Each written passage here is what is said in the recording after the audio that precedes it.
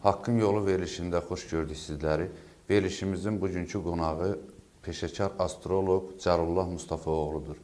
Verilişimizin bugünkü mövzusu bürclərin insan taleyində və yaşamında roludur.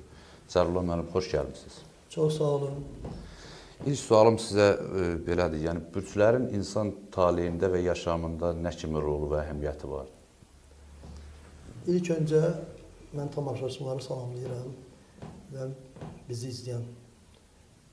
Bugün bürclərin, astrologiyanın Azərbaycanda mövqeyi çox önəmlidir. Astrologiya Nəsrəddin Tusi elmidir. Bu elm Bine-i qədimdən 12-ci əsrdə öz startını götürüb, ancaq müəyyən vaxtlarda əlaqələr kəsilib, hal-hazırda 91-ci ildən Azərbaycana müstəqillik gələn gündən mütəmadi mən bu elmlə məşğulam. Astrologiyanın demək olar ki, Azərbaycanda 15-20 qolu var. Mən sırf nigah münasibətləri üzrə məşğulam, kəbin münasibətləri üzrə. Demək olar ki, bürclər həyat elə bir ki, fəza elmləri göstərilir. Həyat təbiət kimidir. Bu günlərim dünyada 365 gün 6 saatdan ibarətdir bir ilimiz. Elə bir ki, bu il 4 ünsürə bölünür. Od ünsürlülər, torpaq ünsürlülər və hava və su ünsürlülər. Hər bir insanın da birbaşa doğuluna dəlalət edir və xasiyyət elə oradan götürülür. Od ünsürlü insanlar həmişə temperamentli, od kimi istiqanlı, günəş kimi parlayan olurlar. Yəni, bu təbiətdə doğulan insanlara biz qoç, şir, oxatanı deyə bilərik. Bu günlərim od ünsürlü insanlar elə bir ki, mən bunu fərqləndirirəm. Onların bir xasiyyəti, bir xarakterli olurlar. Ancaq ondan sonra torpaq ünsürlər gəlir, buğa, qız, oğlaq bürcü. Bunlar da müsbət bürc hesab olunur. Ona görə ki, torpaq və od çox güclüdürlər. Bunlar hər ikisi müsbət enerji ünsürlər sayılır. Od ünsürləri tamamlamaq üçün hava ünsürlərdir. Əkizlər, tərəzi, dolça. Bunlar demək olar ki, od və hava bir-birini tamamlayırlar. Həm dostluqda, yoldaşlıqda, nigahda bunlar %100 bir-birini tamamlayırlar. Torpaq ünsürləri isə su ünsürlüyünü yola verir. Bu elm çox güclü elmdir. Mən deyərdim ki, Azərbaycanda bu elm gec-tez öz yerini tutacaq, gələcək və mənim nigah münasibətləri üzrə yəqin ki, sualınız olacaq. Elə bir ki, bu strategiyada ailə zəminində böyük bir konsepsiyam var. Bu konsepsiya oxunacaq. Elə yeri gəlmişkən bu barədə istəyirəm bir sual verəm sizə ki, məlumatıma görə yəni sizin bürclərin insan taleyində xüsusi olaraq nikah məsələlərində ki, rolunla bağlı, kəbin məsələlərində, evlilik məsələlərində rolunla bağlı sizin araşdırmalarınız, tədqiqatlarınız var. Bu barədə istəyərdim bir açıqlama verərdiniz. Yəni, insan taleyində, insanların ailə qurmasında, həyatında, məişətində, yaşamında bürclərin o qədərmi əhəmiyyətli rolu var? Bu haqda bir qədər. Siz gözəl söhbətə toxundunuz. Bugün Azərbaycanda və dünyada qlobal ən yaralı yeridir.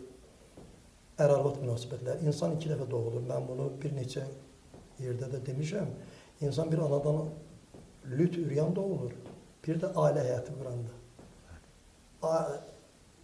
Balaca vaxtı doğuldunsa, bu qismətli doğulub doğulmamağından asılıdır. Bürclərin mənfi və müsbət bürc altında doğulanda problemləri çox olur. Müsbət enerjili adamların problemi çox olur. Ona görə ki, onlar daha kamil, ağıllı dünyaya gəlirlər. Mən belə deyərdim. Onlara yüngül bir dənə tərbiyə bəs edir. Ancaq mənfi enerjili insanların demək olar ki, problemi çox olur. Əgər o ata-ananın, valideynin sözünə baxmırsa, 24 yaşına kimi düzgün tərbiyə almırsa, o problemlərlə üzləşir. Mən bunun şahidiyəm. Mən ümumiyyətcə Azərbaycanda demək olar ki, Sovet dönəmindən 85-ci ildən 91-ə kimi məşğul olmuşam. 91-dən mütəmadidə bütün Azərbaycanı gəzib bir baba dərviş kimi. Hər bir ailədə olub, ər-arvadların söhbətindən nümunə götürüb mən bu cədvəli tərtib etmişəm. Ona görə ki, ən vacib məsələdir ki, bu günlərim, bəli, evlənəndə sevgi üzərində qurmaq olmur. Sevgi üzərində qurulan bürcü düz gəlmirsə, ailələr tez dağılır. Ona görə də əvvəlcədən bürclər əsasında ailə həyatını qurmaq lazımdır. Od ünsürlü insanlar birinci növbədə od ünsürlülərlə yaşamalıdır.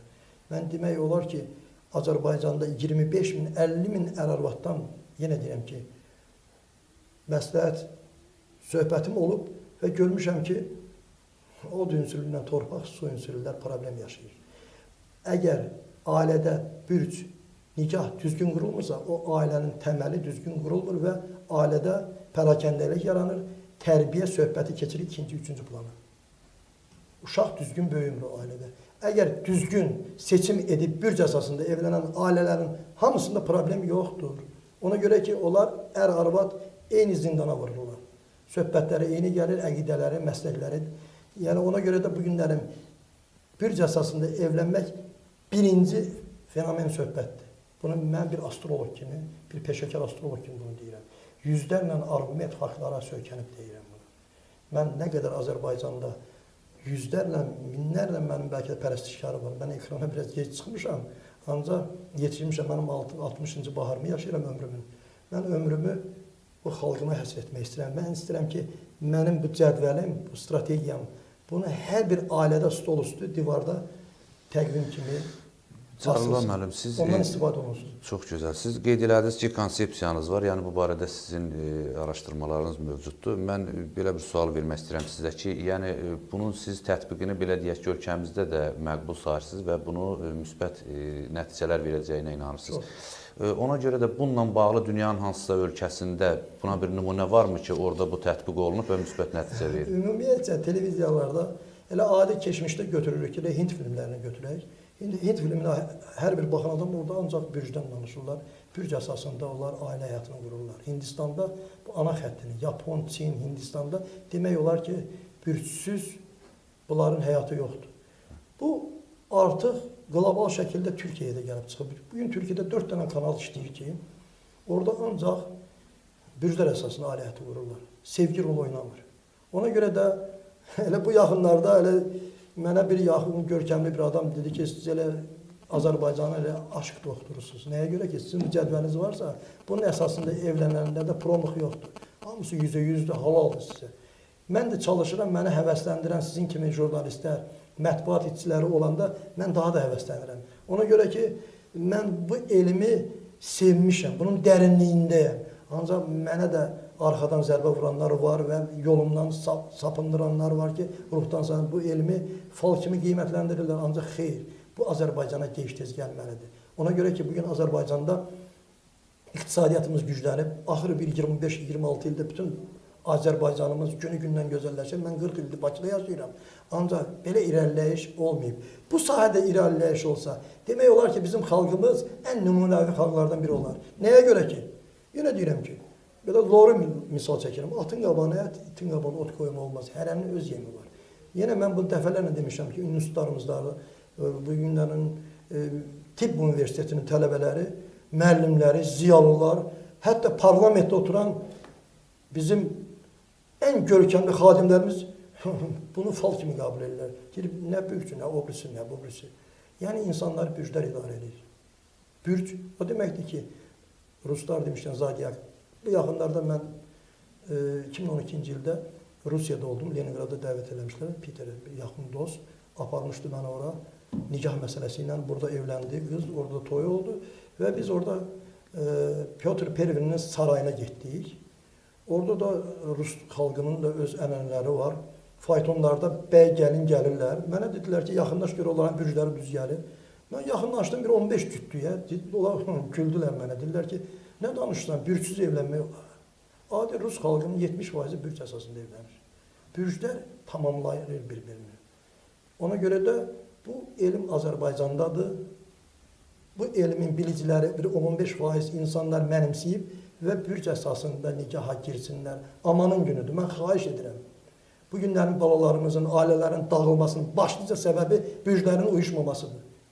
Bir-birini tamamlamırlar. Bunun sferada elə söhbətlər var ki, bunu mən bu başqa bir vaxtın söhbətidir. Yenə deyirəm ki, tək gündüz 7 il sevmək deyir ki, 5 il üçün. Bunun gecə dünyası var. Gecə dünyası uzlaşmır, uyğunlaşmır, uyğun gəlmir. Bunun səbəblərini mən bilirəm. Bu xırdalıqları nə vaxtsa mən efirdə deyəcəm. Yəni bunun bütün əngəlliklər, hamısı bunun üstündə tamamlanır. Ona görə də deyirəm, 5 il sevən insan ailə həyatı 7 aydan boşanır. Atasına deyir ki, atam, papam, mama, mən xasiyyətimiz uyğun gəlmədi. Belə söhbət olur.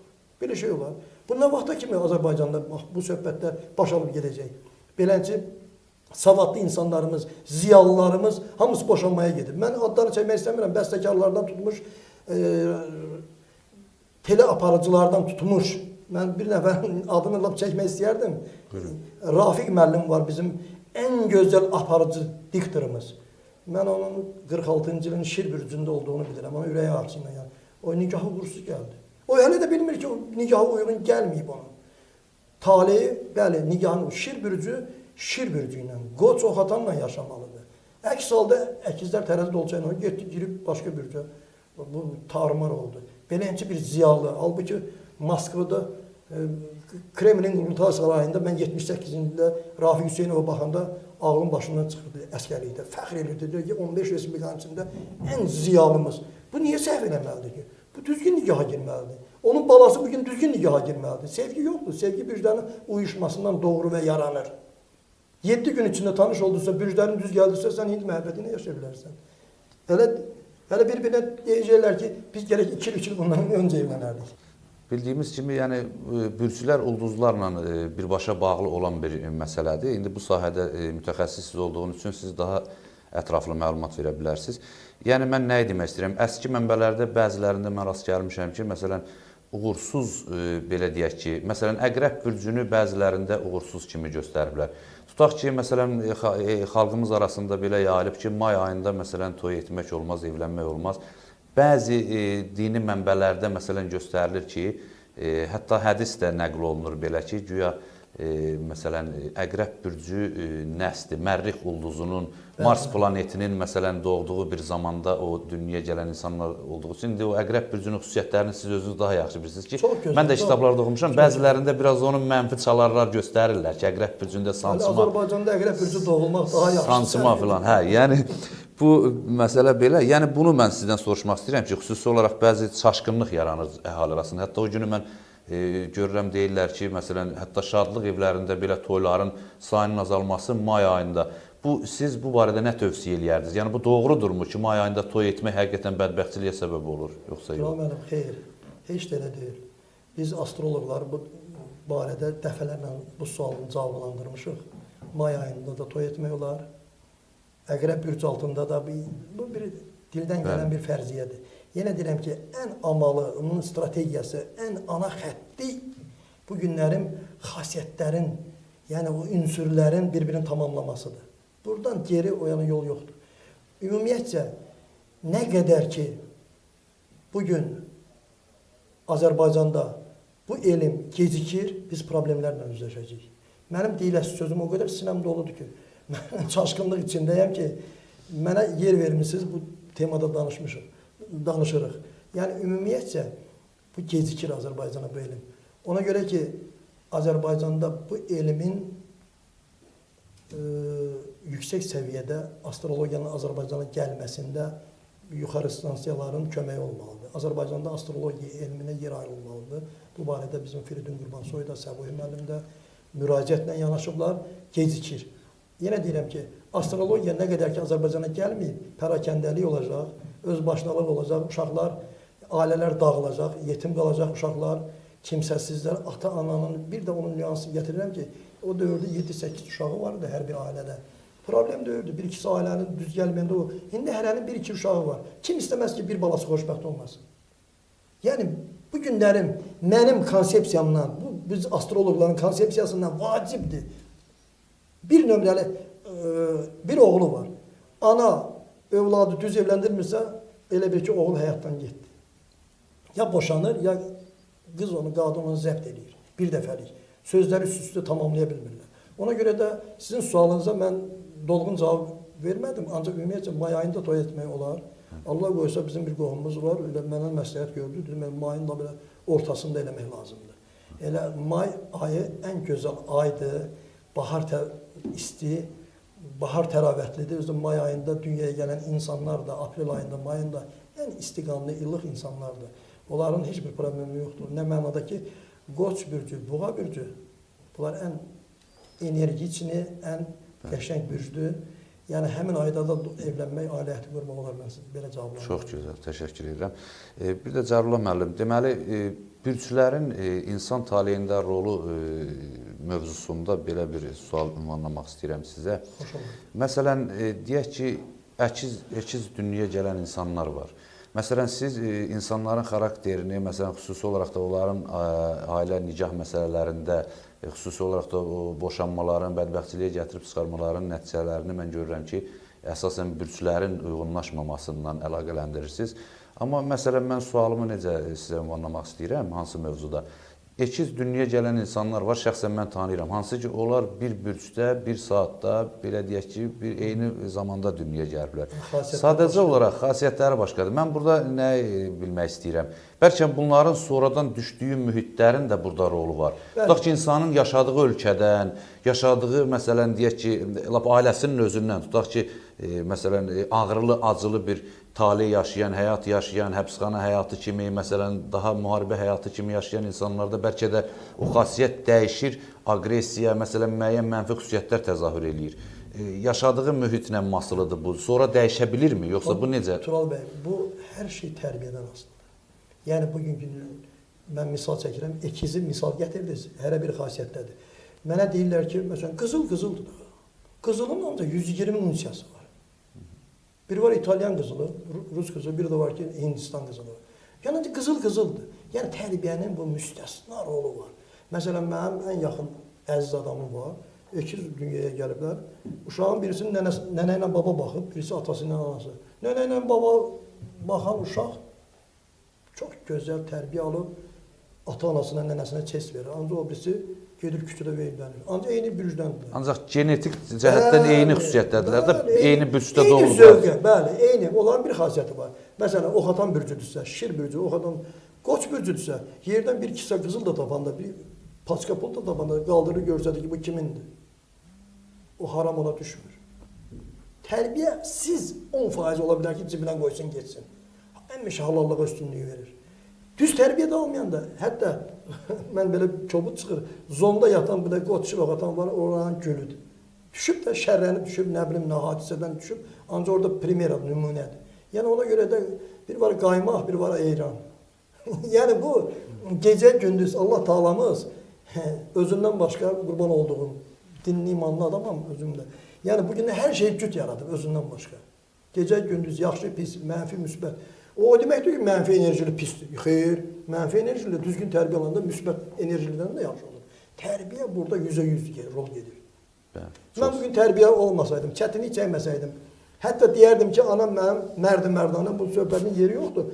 Mənim gözümün odunu alıb 18 yaşa kimi, məni aparıb qoyub internet məktəbinə, deyir ki, sən burada oxuyacaqsan. Baş üstə ana. İndiki uşaqları internetə qoymalılar, atanı. Dərs keçirlər. Yəni, bugün o tərbiyənin, o mərifətin sayəsində mən bugünlərim sizin yanınızda studiyadayam. Xalqıma xidmət eləmək üçün kes verirəm. Nəyə görə ki, mən konsepsiya işləmişəm ki, məndən sonra gələn insanlar əziyyət çəkməsin. Nikah uğurlu olsun. Hər ailəyə mən sevinci bəxş edirəm. Məni belə qələmə veriblər. Cəlilullah müəllim, siz aşk doktorusunuz, halaldır sizə. Yəni bu cədvəl indi reklama gedəcək. Bunu hər bir insan evində kiselib qoymalıdır. Bu kitab şəklində mən təqdimatı gələn Allah qoysa bu işimizi görəcək. Tayını tapmayanın günah hava ilə keçər. Bu söz elə bir biniyə qədimdəndir. Bir də ona deyim ki, bir misal var. Deyir ki, məsələn, misal çəkilir. Deyir, biri od olanda biri su olsun. Bu söz, bu misal düz deyil. Biri od olanda biri hava olmalıdır, həlim olmalıdır. Biri od, biri su olanda su odu söndürür. Su özü də donur. Burada ölüm gedir. Bu necə od su olmalı? Yəni bir ailədə od su, odla su o bürcündə nigaha girənlər var. Məsələn, qoççil oxatan, xərçəng əyri. Hamısı boşanıblar. Heç yaşamırlar, arxa-arxaya yatırlar. Mən bunu loru deyirəm, kobud deyirəm. Yəni bunu 120 dənə mənim faktım var. Əlimdə əsasım var. Gəlin proqramlarda dəvət edərsiniz, böyük məmnuniyyətlə gələrik, iştirak edərik. Mən çox kanallarda da bir neçəsində olmuşam. Ancaq mən fəxarət bilirəm ki, mən bu elmdən məşğulam. Mən sadəcə istəyirəm ki, xalqıma bir töhfə verim. Çox Mən istəyirəm ki, minlərlə, 10 minlərlə, 100 minlərlə savadlı insanlar var. Çox heyfçilər olsun ki, bu elmdən bixəbərdir. Mən gülmürəm, mən ürək ağrısı ilə bunu qəbul edirəm. Yəni bu əlifbadır. Əlifbanı bilməyən adam ana dilində danışa bilmir. Əlifbanı bilməyən adam heç bir psixologiyadan danışa bilməz. Bir ailədə 7 qardaş var, hərənin bir xasiyyəti var. Ata, ana bambaşqadır. Ümumiyyətcə deyirəm ki, əgər mənə qulaq asan televiziya tamaşaçıları, odla torpağın bir misal gətirəm. Qız bürcü ilə qoç bürcü hamısı boşanıblar. Bu faciədir. Bunun izinə düşmüşəm 30 ildir. Ancaq digər bunu həyata keçirə bilmirəm, qulaq asan yoxdur. Bu nigaha girmək cinayətdir. Cinayətdir, torpaqla od. İkisi də savaddır, ikisi də qabiliyyətdir. Sabah gün 2 dənə uşaq var, boşanır, özü mehribançılıqla boşanırlar. Onlar bir-birinə düşmançılıq eləmirlər. Ona görə ki, bunlar müsbət enerjili insanlar. Mənfi enerjili insanlar boşananda o onu təhqir edir, bunu söyür. Yəni düşmançılıq axıracan gedir. Ancaq müsbət enerjili adam, məsələn, şir bürcüsənsə, sən həyatında baş versə deyirsən ki, imkan verəcəksən ki, get anası ilə görüş, anası iyi ki, get atanla görüş. Yəni müsbət insanla yola getməyə nə var ki? Ümumiyyətcə mən çalışardım ki, bu günlərim hökumətimizi də elə müsbət enerjili insanları idarə etsin. İnşallah. Cəlal bəy, deməli, bürclərin xüsusi olaraq da insan taleyində rolundan siz qeyd elədiniz, amma bürclərin fiziki cəhətdən insanın cismində rolu. Məsələn, mən mənbələrdə rast gəlmişəm, tutaq ki, misal deyim sizə. Məsələn, günəş ulduzunun təsiri altında olan, belə deyək də, o indi astroloji dilində deyək, nücum dilində deyək, günəş, yəni planetinin belə deyək. Doğulan insanlar. Doğulan insanlar, məsələn, şir bürcü, indi siz daha yaxşı bilirsiniz də, günəşin təsiri altında. Məsələn, bunlarda ürək zəifliyi, ürəyə təsiri. Məsələn, xərçək bürcündə su ünsürü olanların beyin zəifliyi. Onların rolu da varmı? Xəstəliklərdə də rolu varmı? Bugün təbabətdə tibb institutunda bu əsas tibb institutuna aiddir. Yəni astrologiya. Astrologiyada 12 dənə bədən quruluşunda hissə var. 12 bürc, 12 hissə. Qoç bürcü başı idarə edir, gözləri idarə edir. Ağıl, zəka. Şir bürcü onurğa sütunundan ürəyi idarə edir. Ən zəif yeri odur. Oxatan bürcü qan damar sistemini. Görürsünüz, nə qədər oxatan istir qadın var, görürsən 25 yaşında damar partlayıb çıxır. Yəni ən necni yeridir. Zəif yerdir. Zəif yerdir. Boğa bürcləri. Ömrü boyu yayda da boğazına şaf salıb gəzirlər. Onların bir dənə istəkan su içəndə aslajliniya verir. Qulaq hissəsi. Yəni, məsələn, əkizlər bürcü qolları idarə edir. Yəni, xərçəng bürcü mədə sizi qarın nahiyəsidir. Məsələn, ən çox, əstağfurullah, xərçəng xəstəliyinə tutulanlar da elə xərçəng bürcündə olanlardır. Balıq bürcü də ayaqları idarə edir. Yəni, bugünkü gündə əqrəbdəki silik yolları. Yəni, ən necli yeri, urologiya balinsasına gelirsən, görürsən, hamısı böyründən butulka taxıb gəzib, hamısını soruşsan əqrəb bürcüdür. Yəni, %100 təsiri var bunun. Xoş oldu. Mən sizə təşəkkür edirəm dəvətimizi qəbul edib gəldiyiniz üçün. Çox sağ olun, minnətdaram. Bir dənə də bir söz əlavə eləmək olardı da. Bizim astrologiyanın ağsaqqalı Hacı Firidun Qurbansoyun bir kitabı var, çıxıb 5 il bundan qabaq. Sevdiyini tanı, tanıdığını sev. Yəni, o kitaba müraciət eləsinlər. Yəni, orada hər şey demək olar ki, var. Bunu cavanlara özüm tutub deyirəm, savadlılara. İndiyə kimi evlənənlərlə işim yoxdur. Onların elə bil ki, köçdü, onların getdi zamanəsi. İndən sonra evlənənlərin ən analoji, ən ağrılı yeri, bugün hamısı qorxudan heç bir evlənmir. 30-35 cadıb çəkinirlər. Nişan qaytaran qızı da almaq lazımdır, bürcü düz gəlirsə. Nə olsun ki, o demək deyil ki, gəzib neyiniyib. Yəni, mən xalqıma əmin-amanlıq, bir nömrəli elmlərin şahı olmayan astrologiyaya sevməyə arzulayıram. Yəni, bu elmin bu bölümü şahanədir. Mən bu elmlə yaşayıram.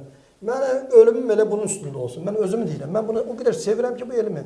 Mən Rengen kimi tanıdığım Bakı şəhərində 40 il yaşadım. Tanıdığım hamısının kodunu bilirəm, doğum tarixini, xasiyyəti ilə. Mən yenə deyim, Svetoforda qız oğlana mən bu cədvəli verirəm ki, cədvəl əsasında ailə həyatı qur. Bu da effektini verib, hər bir adam, bəlkə mən yüzlərlə toya dəvət ediblər, mən toyda yarım saat iştirak edib, mikrofonla sözümü demişdim, hamısı əl çalıblar ki, həqiqət və mənim dostlarım deyir ki, sən bu elmi çıxıb, afşirvıt, insanlara çatdırmırsansa, sən əzab çəkəcəksən o dünyada. Çox sağ olun, Cəlal müəllim, təşəkkür edirəm. Sağ olun. Sağ olun.